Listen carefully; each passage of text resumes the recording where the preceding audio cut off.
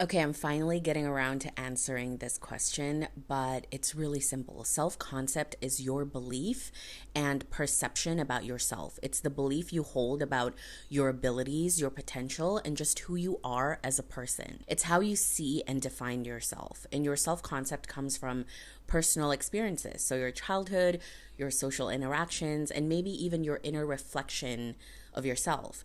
So if you have a belief that you are unattractive, that is your self concept about your appearance, and if you believe that, your chances of putting yourself out there and having a great time at dates would probably be low because your self concept will determine the actions that you take in life. It's similar with if you think you're a bad public speaker. You will never put yourself in positions where you need to speak publicly.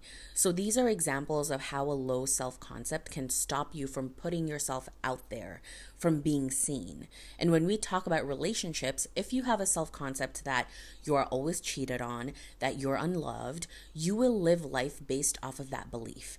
You can be in a relationship and have trust issues, and that could lead to a lot of problems in your life. And that's because you have a perception and a filter that all men are cheaters. So you live life based off of that belief. You will be more guarded in relationships if you have trust issues. So how do we change our self-concept? First step is awareness. You have to understand your current self. How do you see yourself? What do you think about your own personality and abilities? Get to know who you are on a deep level and be brutally honest with yourself. Secondly, challenge those beliefs. Understand that beliefs can be rewired and you can do the inner work to shift any negative or limiting beliefs that you have of yourself. You can do this with EFT tapping, journaling, breathwork, hypnosis, whatever it is. Challenge these beliefs.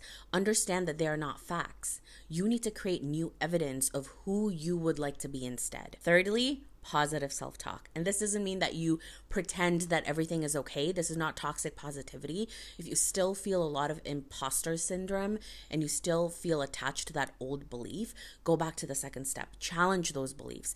Tap it out. Do something to release it. And when you're ready, speak your new self concept into reality. Speak to yourself kindly.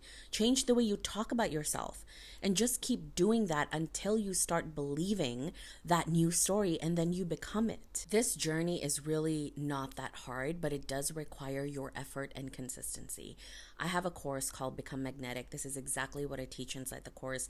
Rewire your beliefs from within with EFT tapping. That's what my page is all about. So check it out if that's something you're interested in. We also have a high vibe manifesting group. If you join it, guaranteed we're going to hype you up. And so many people have manifested so many things inside the group, manifested their specific person back, manifested money, but most importantly, they changed who they are and they started to love life. And that's when things started to come to them. So check out Become Magnetic if you want to join. I would love to see you there.